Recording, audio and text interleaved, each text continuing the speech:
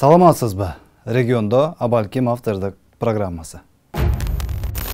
Бул аптада Кыргыз армиясынын материалдык техникалык базасын чыңдоо, мекенибиздин душмандан коргонуу мүмкүнчүлүгүн күчөтүү багытында дагы бир чоң жаңылык жарыяланды. Түркияда иштелип чыккан заманбап Аксуңгур учкучсуз учуучу аппараты эми биздин Кыргыз армиябыздын балансына да алынды. Буга чейин Түркияда жасалган Байрактар ТБ2, андан кийин Акынчы учкучсуз аскердик учуучу аппараттарын сатып алган Кыргыз бийлиги бүгүн эми дагы бир чоң куралга ээлик кылып отурат.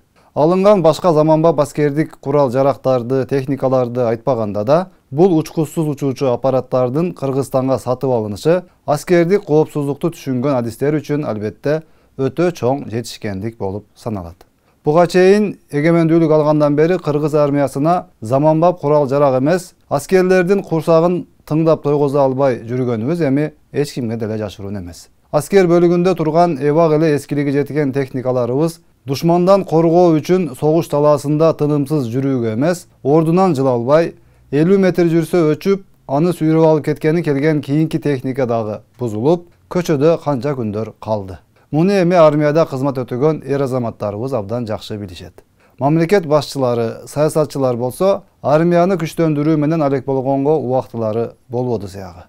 Анткени бул 30 жылдык тарыхыбызды карап көрсөңүз, Кыргызстанда негизинен жалаң гана саясат менен алек болуп жүрүп, убакыттан уттурганыбызды түшүнөсүз. Саясатчымын дегендин баары бийлик талашып, тараптарга бөлүнүп алып чабышып, анысына элди колдонуп, кайра митинг, пикет, революцияларды жасап жүрүп, 30 жылыбыз кандай өтүп кеткенин мамлекетибиз билбей деле калды го.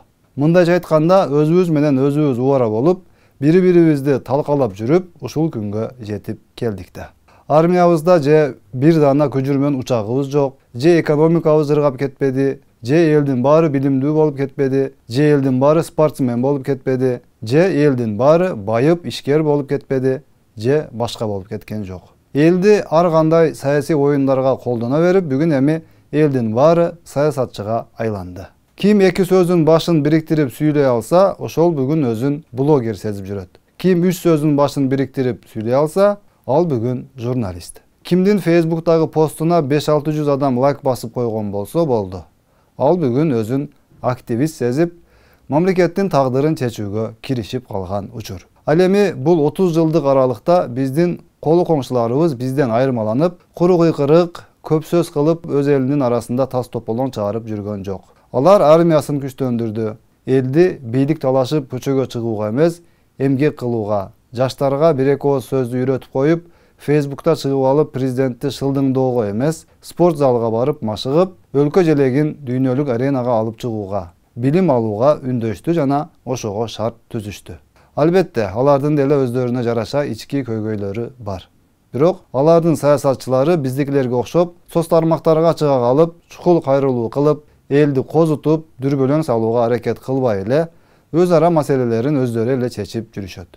Бирок эми деле кеч эмес. Кыргызстаныбыздагы акыркы 2 жыл аралыгында аскердик потенциалын жогорулатып, бир кыйла алдыга карай жылганы көрүнүп турат. Буюрса ушинтип отуруп, азыркы бийлик урдалган 30 жылдын кемчиликтерин ордун толтурууга мажбур. Аскер кызматкерлерибиздин айлык майыналары да көбөйтүлдү. Айрыкча Баткен жергесинде кызмат өтөп жаткан мекен сакчыларынын майыналары кескин жогорулаганы белгилүү болду. Мурда 15-20 миң сом алып жүргөн аскерлерибиз эми 80-90 миң сом майына алып, үй бүлөсүн багып, мекенибизди коргоосун улантышат. Мурдалары мындай айлыктарды Ак үйдө отурган депутаттар, чоң чиновниктер алып, анысы аскергенсип мамлекеттин акчасын уурдап, миллиондорду каалагандай калчап келген болсо, бүгүн эми абал башка жака өзгөрүп баштады. Жогорку кеңештин депутаты бүгүн 80-90 миң сом айлык албайт. Эми мындай акчаларды мекен сакчылары, дарыгерлерибиз, мугалимдерибиз, укук коргоо органдарында иштеп жаткан мекендештерибиз алышат. Ак үйдөгүлөр болушунча жыргап, жашоодон ырахаттанып жашап келишти. Эми карапайым кызматкерлерибиздин, элибиздин жашоосун жакшыртууга кезек келди болуш керек. Элибизде бүгүн баарын түшүнүп, ак менен каранын айырмасын так билип болгону кубандырат. Мурдагыдай эле бирөө чукул кайрылуу менен чыга калып, кокуй бийлик мынтип атат, тигинтип атат деселе, чын төгүнүн сураштырып отурбай эле ызылдап көчөгө чыгып кетчү адат жоголгону байкалып турат.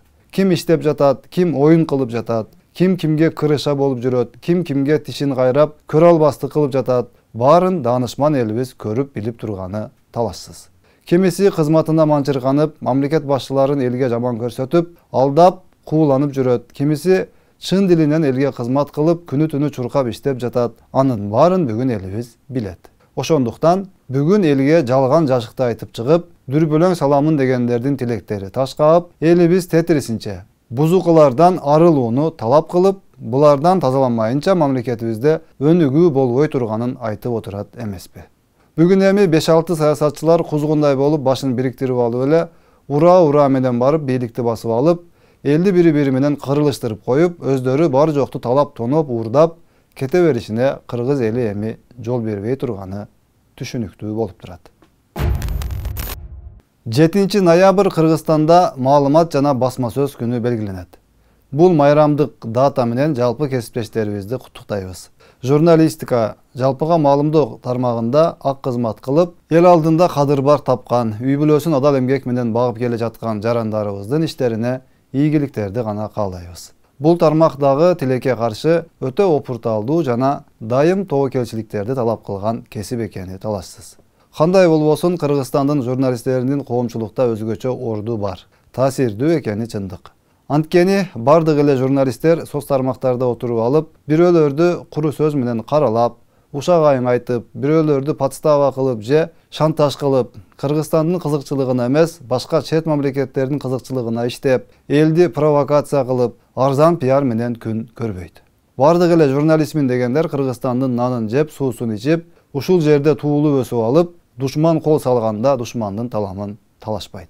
Андай кылып өз элине чыккынчылык кылгандан көрө, албасам ошол акчаңарды албай эле койдум. Бирок мекениме каршы, элимдин менталитетине, диниме каршы, каада салтыма каршы, элдин тынчтыгына каршы иштебеймин деген журналисттерибиз да аз эмес.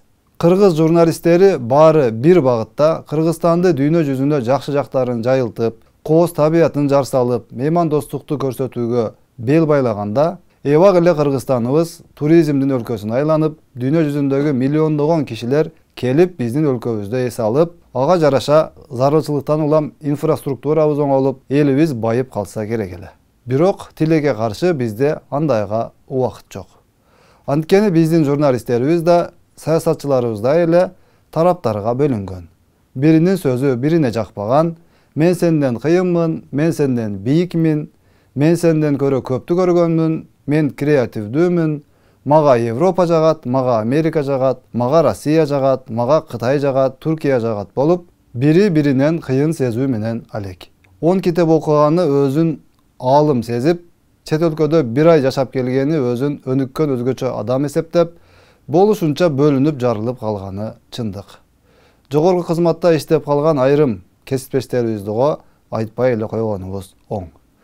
Кыскасы, жаратканын баарыбызга тунук акыл эс берип, түз жүрүп, элибизге ак кызмат кылган, сатылбаган, сатпаган, акча бийлик үчүн апсыгып, эки жүздүүлөнбөгөн, адал тамак жеп, ак жүргөн пейилден адаштырбасын. Майрамдык маанай каалайбыз. Саламатта калыңыз.